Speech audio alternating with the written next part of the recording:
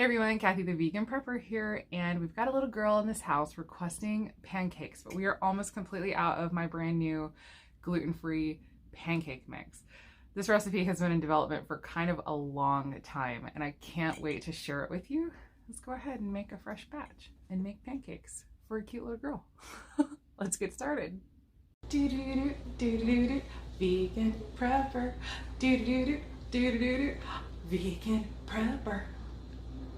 This is going to be the second pancake mix video that I am sharing on the channel. The first one was made with whole wheat pastry flour, so it was not gluten-free, but we have since transitioned into this gluten-free version in our house, not because we necessarily have to, but because I believe the nutrition profile of this mix is just much better, much greater, much more varied than just a straight wheat flour. So I'm going to share with you the three main ingredients, kind of why they're in there. If you're impatient and you want to skip straight to the recipe, I get it. No judgment. I'm going to put it right here on the screen exactly where you skip to if you want to skip the discussion of the ingredients. But I feel like this is really important, so I'm going to leave it in, even though the video probably won't be as popular because it's going to be longer, because I feel like it's really important to share what I have discovered as I have experimented with developing this recipe and why each of these ingredients is in the recipe. Especially kind of like my gluten-free secret recipe, secret ingredient, which I'm going to share with you guys in just a second. But basically, the primary number one ingredient is rolled oats. So we have 4 cups of rolled oats. The recipe is just going to be down in the description box below. So oats are fantastic, obviously super high in iron and other minerals. But what's great about oats is that they will act essentially as the binder in this recipe. So we're not going to have to add any weird, starches or gums or anything. And then the pancakes are not going to be crumbly. They're not going to fall apart because the oats, and actually, in fact, for the most part, anytime I've ever tried a recipe that was just based in oats, it was like gummy and weird and I didn't like it. So oats are still a major player in the recipe, but they are not the only thing. That's where all of the recipe development has come in, because I've been gradually figuring out proportions of other ingredients, and I feel like I have really zeroed in on something that's really good. So oats for sure, they're the binder, no gums. We're not even adding flax to this recipe, even though flax could be a great addition when you're making your pancakes. It wouldn't ruin anything, and it would just give you all those amazing omega-3s, but it's not necessarily. All you really need is the oats as your binder. The next ingredient is quinoa. It's 2 cups of pre-rinsed quinoa. I get mine in really big bags at Costco, but if you can't find pre-rinsed quinoa in a, a budget-friendly way, you can buy regular quinoa, rinse it yourself, and then lay it out on a baking sheet and dry it in your oven, which is not very fun, is it? It's a lot of work, but I believe it would be worth it. Quinoa is fantastic because quinoa, high in protein, iron, manganese, all kinds of amazing minerals. There's so much nutrition in quinoa specifically. And so the thing that quinoa does is it brings lightness to the recipe so that it's not just oats. This actually gives a little bit more of that kind of crumbly texture that you would expect. Or not crumbly. I don't know what I'm trying to say, it's just a certain texture you're looking for with the wheat items. This helps the texture of the finished good be softer and just nicer to bite into. The finished pancakes do definitely retain a bit of a quinoa taste to them. So if you don't like the taste of quinoa, then this might not work for you, but I actually really like that kind of nutty taste of quinoa even in the pancakes. We usually add a ton of cinnamon when we're making the pancakes anyway, and it kind of mitigates that. But I will say, full disclosure, you can still kind of taste the quinoa in the finished pancake, but I love it. No issues from me with the quinoa. So 2 cups of pre-rinsed quinoa. And then if you really just don't want to go through any of that, you usually can find yourself some quinoa flour and just use that instead. The last main ingredient, which is kind of my secret ingredient for any kind of gluten-free recipe that I do, including my baked oil-free falafel bites, which are still in in my testing mode right now. I'm not 100% ready to share that recipe, but the main, like the secret ingredient for me is almond flour. So almond flour is fantastic because, again, this is also chock full of protein and healthy fats and all kinds of stuff like that. Just healthy stuff. Calcium and just goodness. Like, you can't go wrong with almond flour, I guess, unless you're allergic to nuts. In which case, you could probably mill up something like hemp seeds or sunflower seeds. I would not personally do pumpkin seeds because those are kind of too hard. I've tried to use those in recipes that called for nuts in the past, and they just don't like mill up the same. They don't have the same texture. So I would stick with sunflower seeds or hemp seeds, but the almond flour is fantastic because it gives a beautiful cakey, light texture to whatever it is that you're working with. And so I was having some success having just the oats and the quinoa, but it felt like something was just kind of missing. It was still heavy. It wasn't really very light and good. But once I added almond flour, oh my gosh, the pancakes went next level. They were so good. It was almost like, I feel almost like I could serve it to somebody who didn't know that they were gluten-free, and I don't think that they would even know it was gluten-free. So we've got 1 cup of almond flour in the recipe, and again, if you need to, you can substitute hemp seeds or sunflower seeds and kind of mill them up, and you'll probably end up with something really nice for adding to your pancake mix.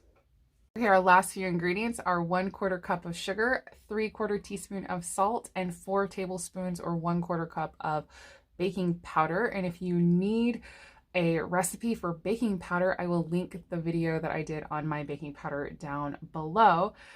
So now obviously salt and sugar are not necessarily 100% whole food. So if you need to leave those out for your personal plant-based protocol, feel free to do so.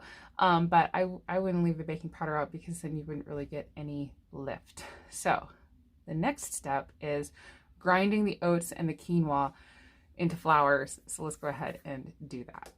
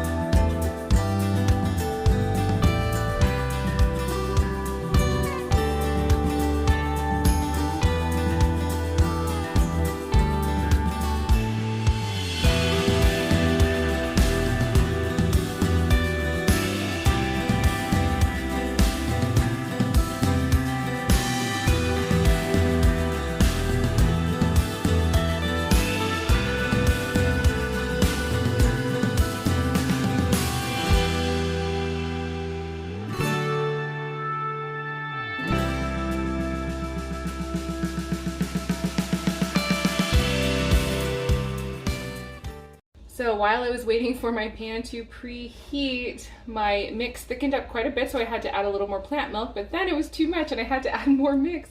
So I'm still so much more familiar with working with the original pancake mix, which was wheat-based, and that required a lot more of the plant milk than this, and it's a constant reminder I have to tell myself over and over again, do not use as much plant milk in this, because it's really easy to do too much and make it too thin.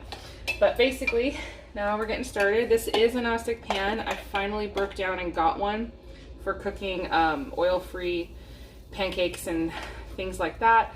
If you'd like, you can go ahead and just use your cast iron and do like I used to do in old videos. If you've watched before, you've seen me, I use just like a pastry brush and brush a very thin glaze of oil along the bottom of the pan.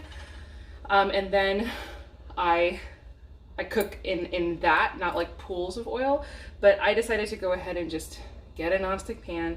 I'm gonna see how long it lasts, and I don't know. I don't know if it's gonna be a permanent staple in my kitchen or not, although I have to admit, I do kind of love it. I haven't had a nonstick pan in years, and I'm finding it so handy for doing certain things, especially just all the oil-free cooking. So anyway, I will come back when it is time to go ahead and flip these. I've been away longer than I expected. These might have burned. Oh no, they look still fine. Okay, good. Whew, what a relief.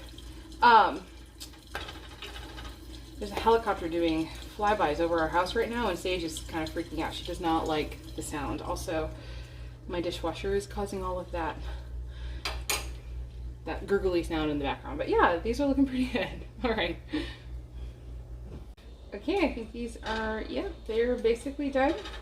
So they never end up looking super golden along the bottom. That's what the oil does. So it's not like the gluten or whatever. So we'll put those aside. And now to start the next batch. And I'll bring you back. I love pancakes. I'll bring you back when they are finished. Oopsie, that one got too close. So for flipping time, you just sort of wait till you see it dry around the edge with some bubbles, just kind of like regular pancakes, and then you flip. And all is well. I just like realized I didn't cover when they're supposed to get flipped. So I just broke one open, and here's what we have on the inside. Fluffy, cakey, dreamy, gorgeous pancakes. Gluten-free or not, these are delicious, and I hope that you enjoy them. And it's so hard to get over here and film this outro. I want to just keep being over there eating those pancakes. They're delicious. So again, hopefully you really enjoy them. Hopefully that's helpful to you in any way. If you have any questions or comments or things that you'd like to say about this, then go ahead, let me know in the comments down below. And as always, I hope the rest of your day is good and your life stays wonderful. Thank you so much for watching. See you next time. Bye.